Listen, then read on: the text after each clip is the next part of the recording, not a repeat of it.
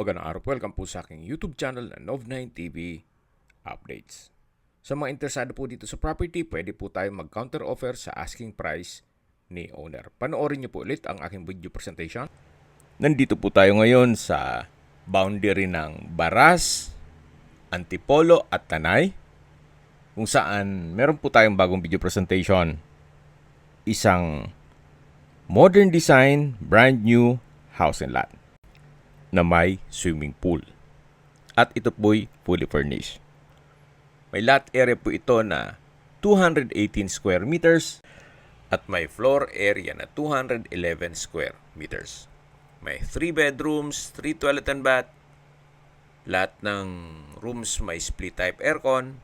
May storage room, family room, lanay, staff room, service area, CCTV. May pedestrian gate at main gate made of PVC panels.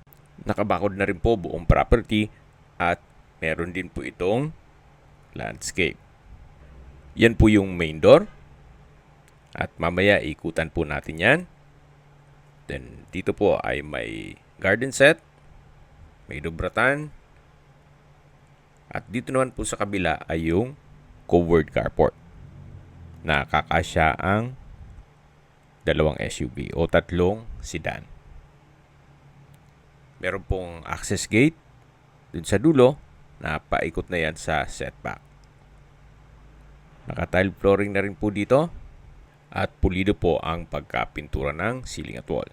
Then meron pong access door na papunta naman sa powder room. Bago po tayo pumasok sa main door, check po natin itong paligid nitong property. So dito po sa harapan ay may ilang ornamental plants. Then may 3-seater na rattan garden chair. Then may table at meron din pong hand wash basin. At meron po itong faucet. So ito po yung setback na papunta naman sa swimming pool. Naka-landscape din po dito. Then itong concrete fence ay pinturado na rin. Ito po yung owning type glass windows sa may living area. Then meron pong glass walls. At ito na po yung poolside na meron pong hot tub na designed for therapeutic hydrotherapy. Then dito po ay yung swimming pool. Then meron pong mga bamboo design sa palibot ito. Then artificial grass po itong flooring. Kaya less maintenance. May net na rin po para hindi po malalaglagan ng mga dahon. Ito pong property ay may dalawang road access. Dito po sa kabilang side nitong concrete fence ay yung main road. Then dun naman sa may gate na malaki ay yung secondary road. So both sides ay may road access. Then ito po yung sliding glass door na papunta naman sa dining area.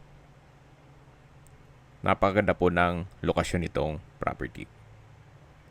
At sa parking naman, so dalawang streets po ang possible na maging common parking ninyo. Common parking dito sa harapan, then dun sa likod. So ito na po yung main door na meron po itong glass panels. Then napaganda ng disenyo dito sa ceiling. May dalawang wall lamp. At ito pong main door ay customized solid wood door. Then stainless po ang hinges. At welcome po dito sa bahay ni Ma'am at Sir. Ito po yung double high ceiling sa may living area side. Ito pong mga furnishings ay kasama except sa dining set. Kasi meron pong sentimental value po si owner doon. Then ito pong mga glass walls and windows. Naka-owning type design. Hanggang sa taas po yan. Then nag-serves as natural sunlight. Meron rin pong wall-mounted TV at naka-flute type wall panels o PVC panels. Parang secret door po ito na papunta dito sa powder room. May bathroom countertop, bathroom cabinet, water closet with bidet. Then, meron din pong overhead shower at hot and cold shower set. From floor to ceiling din po ang tile bathroom wall. Then, high ceiling din po siya. Ito pong pintuan na to, ito yung access door na papunta naman sa garahe. Yung kaninang nakapwesto tayo sa main gate, ito yung tinuro ko sa inyo. Doon po tayo kanina nakapwesto sa may pedestrian gate. Then ito po yung main gate. So mahaba po tong garahe. Kahit po van, kakasya dito sa covered car garage at lalabas na po tayo. Balik po ulit tayo dito sa may living area. Napaganda po ng disenyo ng center table. May adobe acacia po yan. Napaganda po ng disenyo. Napakaaliwalas. So ito naman po yung stairs. At mamaya akyat tayo dyan. Meron pong staircase window. At dito naman po ay meron pong built-in display cabinet na may 4 pong shelves at glass window. Then may disenyo rin pong tiled wall. So mula po dito sa may hagdan, ito naman po yung dining area. Naka-ceiling cove design, then modern light fixtures. Ito po yung tinutukoy ko na dining set na hindi po yan kasama. And the rest ay kasama na po. So meron pong sliding glass door. Actually, dumaan na po tayo dito kanina nung pumunta tayo dun sa swimming pool. Then meron din pong screen door. Yan po yung concrete fence at yung sa dulo yung may ratan na garden set. Ito po yung concrete fence na nakapinturado na rin po yan. So mapapansin nyo po, hindi po ito tinipid. Gawa ng ito po'y owner's built. Supposedly, ito'y magiging retirement home ni owner. Nasa Canada po siya ngayon. At kung sakali man na ang interested buyer ay nandyan din, mas mapapabilis po ang inyong transaksyon. Pero kung sakali man po na dito lang sa Pilipinas, wala pong problema at anytime pwede naman siyang umuwi dito. So may pagbabago lang sa kanilang mga plano. Kaya ibebenta na lang po nila itong kanilang dream house. Kaya mapapansin nyo po, maayos na maayos ang pagkakonstruct. Hindi po nila tinipid ito. Kumbaga, materialis puertes. Mula dito sa dining area, yan po yung living area. Sa dulo po yung main door. At dito naman po yung breakfast nook. Then, formal kitchen. Ito pong side ng breakfast nook ay meron pong LED lights hanggang ceiling. Napaganda po ng disenyo. At ito po yung kitchen countertop na meron pong nano black stainless double sink with faucet. Meron din pong storage ng kitchen utensils sa baba nito. At dito naman po yung wall-mounted cabinet na may built-in gas range, range hood, at may microwave. Then meron pong access door na combination ng glass at wood. Papunta naman yan sa service area. Dito naman po yung refrigerator, then water dispenser. Meron pong sliding glass door dito na pwedeng gawing pantry. At sa ngayon, meron siyang mga kagamitan. Ginawa nilang stock room. So, yan po yung tinutukoy ko na wooden glass door. Na papunta naman po ito dito sa service area.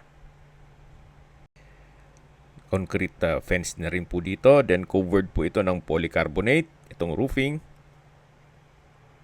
Then dito po yung water tank and pump ng swimming pool. Buong area po ng 218 square meters ay konkreto na. Except nung dun sa mga side garden. Pero the rest siguro 210 square meters, puro po concrete na yon. Okay, balik po ulit tayo dito sa living area. Yan po yung double high ceiling. Then meron pong chandelier. At yan po yung built-in na display cabinet. At aakit na po tayo dito sa stairs o hagdan na kung saan napakaganda po ng disenyo. May LED lights dito sa handrail. Then ito po yung staircase window na nag-serve as natural sunlight. At ito pong tubular handrail and railing. At nandito na po tayo sa second floor. Yan po yung hallway papunta sa mga kwarto. At ito po yung modern chandelier. Then rafter type design na ceiling. At ito po yung family area na kung saan meron din pong ceiling cove design. May modern light fixtures, pin lamps, customized owning type glass windows. Then may sofa set, center table. At dito naman po yung TV na kung saan dito po sa side ay may flute type wall panel. Ito pong electric fan TV ay kasama po yan. Then ito naman po yung access door na papunta naman dito sa balkonahe. Meron po ditong flute type wall panels dito sa may glass window. Then naka-tubular railing na rin po. At yan po yung spasyo. Pwede po pong naglagay ng 2-seater na coffee table. At sa baba po nito ay yung swimming pool. Yan po din yung tinutukoy ko na main road na kung saan meron pong access din dito sa likod ng bahay dyan sa main road. So, front and back. Parehas po may road access. Babalik po ulit tayo dito sa family area. Yan po, tunghayan nyo po ulit. Then, silipin po natin itong open below. Meron pong chandelier na parang drop lights design. Yan po yung living area na kung saan dyan tayo galing kanina.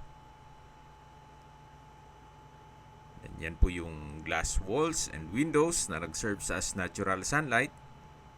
Then rafter type design itong ceiling. At check na po natin itong first bedroom. Sa spasyo, malaki po. Then naka-ceiling cove design, may LED lights, pin lamps, may bed frame and mattress, then may customized glass windows, split type aircon, tile flooring, at pulido din po ang pagkapintura ng ceiling at wall. Yung dulong window po ay may view po doon ng swimming pool at yung main road. Dito naman po ay may flute type design itong wall panel na parang secret door papunta dito sa walk-in closet. So parang halos parehas po nung dun sa powder room sa baba. Hindi mo mapapansin, kala mo walls lang siya. Meron pa lang secret door. Then dito po yung toilet and bath dito sa first bedroom.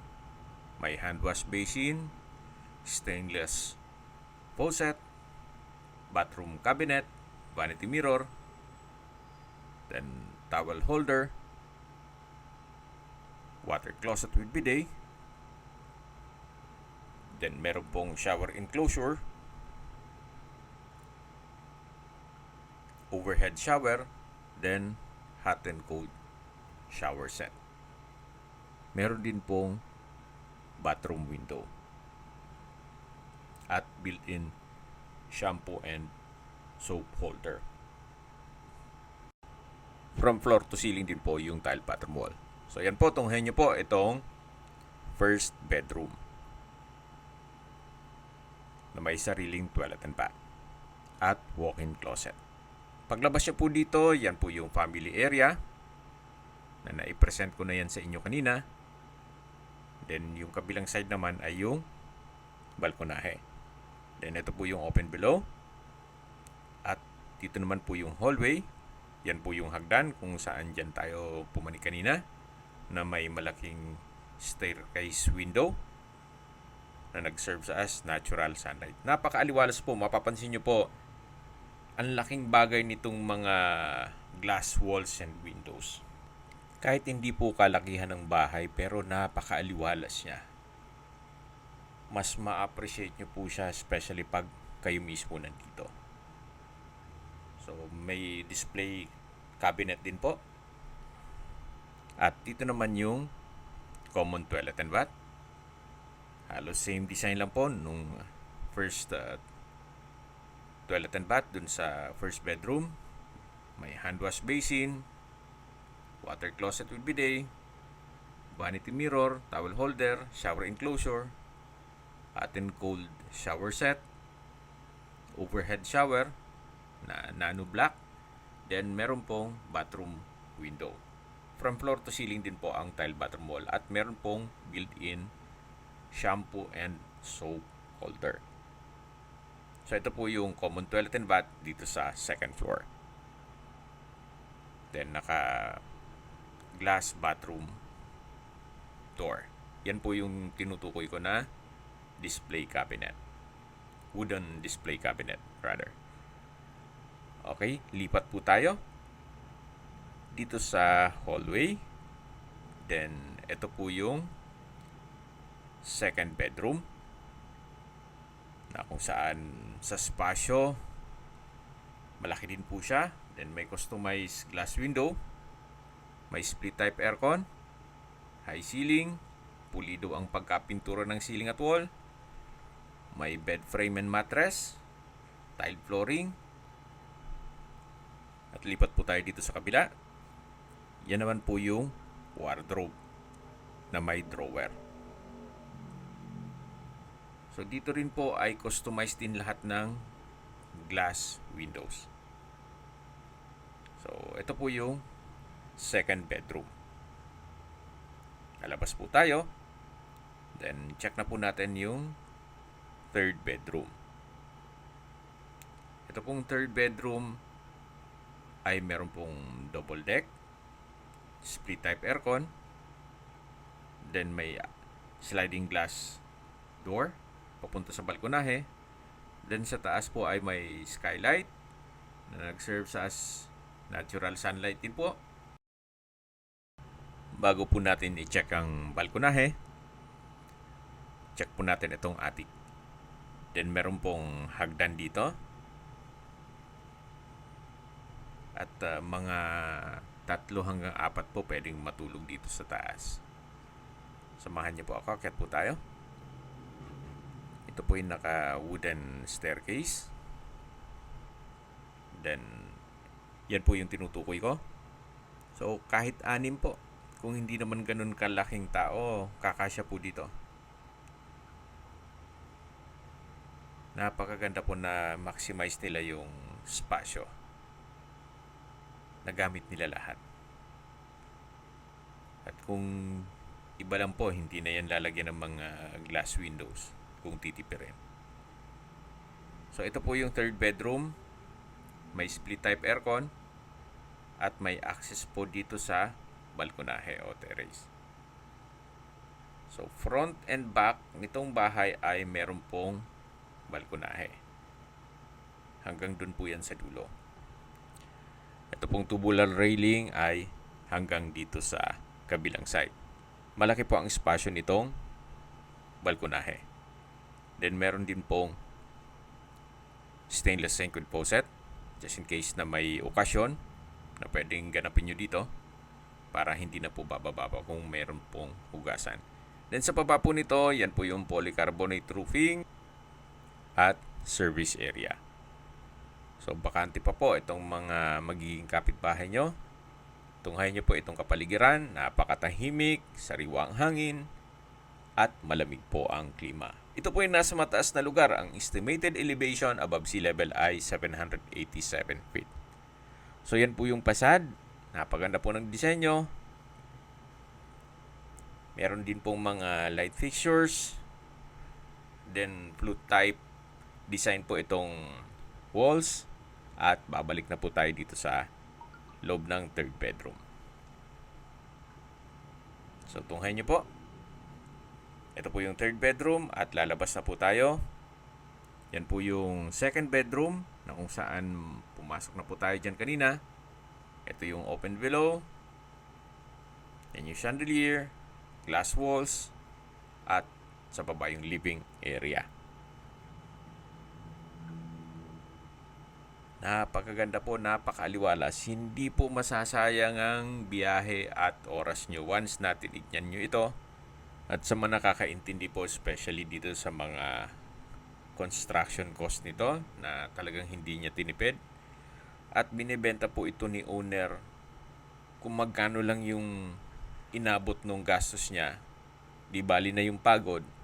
Basta maibalik lang yung gastos nung lahat ng expenses niya sa construction at labor. Then sa dulong parte po ng video, pag-usapan natin ang presyo nito. Medyo bitinin ko lang po muna kayo. Gawa ng sa ganda po nito, malamang hindi po kayo nagdadalawang isip. Especially kung ang target nyong lugar ay dito sa Baras, Antipolo, or Tanay area. Habang naglilibot po tayo at pinagmamasdan nyo po itong kapaligiran dito sa loob ng property, pag-usapan na natin ang distance, location, at travel time. So mula po sa SM Masinag, ang distance is 26.4 kilometers at ang travel time is 30 minutes. Mula naman po sa Padilla Public Market, ang distance is 18.7 kilometers at ang travel time is 26 minutes. Mula naman po sa Rizal Provincial Hospital, ang distance is 20.1 kilometers at ang travel time is 28 minutes. At yan po yung lagi kong binabanggit sa aking video na dapat nyo i-consider sa paghanap ng property, yung meron pong malapit na hospital. Hindi ko naman po sinasabing sakitin kayo, yan naman po for emergency purpose lang naman. At mula naman po sa Antipolo Church, ang distance is 23.3 kilometers at ang travel time is 45 minutes. Mula naman po sa Cubao, ang distance is 34.9 kilometers at ang travel time is 1 hour and 16 minutes. Kung manggagaling naman po sa airport, ang distance is 48.3 kilometers at ang travel time is 1 hour and 49 minutes. Okay, nandito na po tayo sa poolside. Yan po. Ito pong property ay kakagawa lang po. Yan po, may waterfalls pa siya. Pero may pagbabago nga sa plano ni owner. Kaya ibebenta na lang niya. Actually, pabalik na siya. After nitong pag-video shoot, pabalik na siya ng Canada. Then, halos hindi niya natirhan po ito.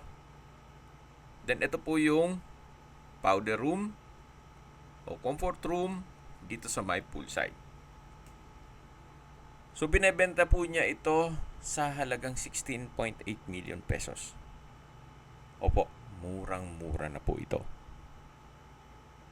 Then, kung negotiable, slightly negotiable lang po.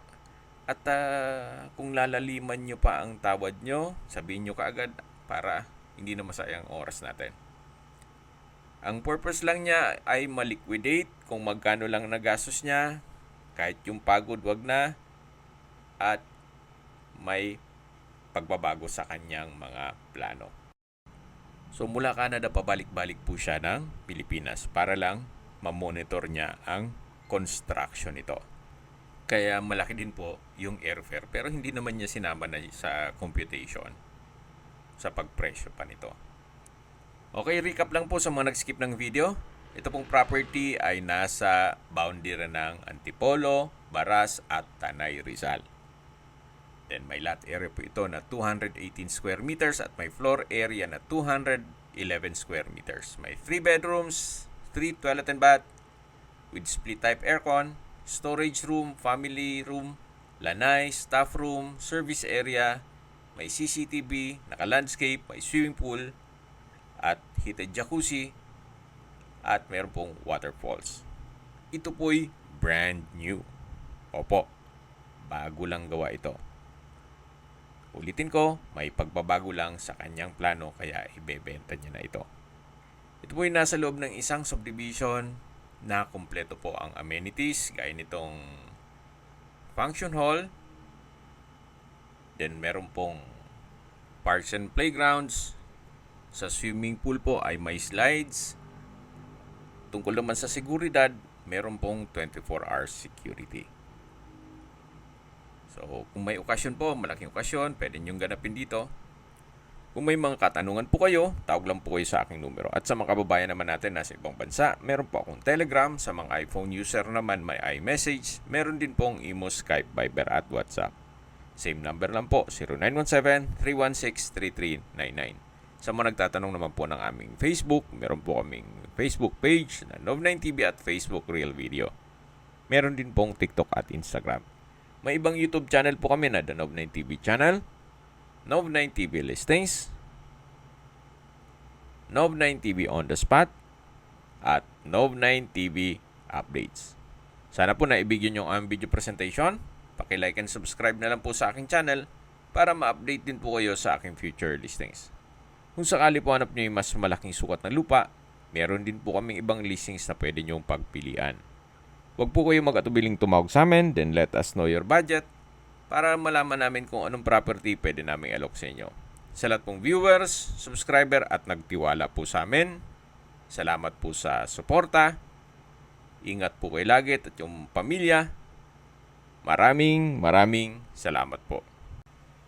You might consider this property, especially kung i-assess nyo po yung pagkagawa niya na materialis pertes at owner's build. So, dun pa lang po, talagang hindi niya tinipid. Hindi po siya build and sell. Kaya, may pagbabago lang talaga sa kanyang plano. So, kung sakali pong magpa-tripping kayo dito sa property to, kailangan ahead of time, hindi pwedeng ura-urada para ma-inform natin si owner at merong mag-assist dito. Salamat po ulit sa inyong panunod sa aking mga videos. Ingat po kayo lagi.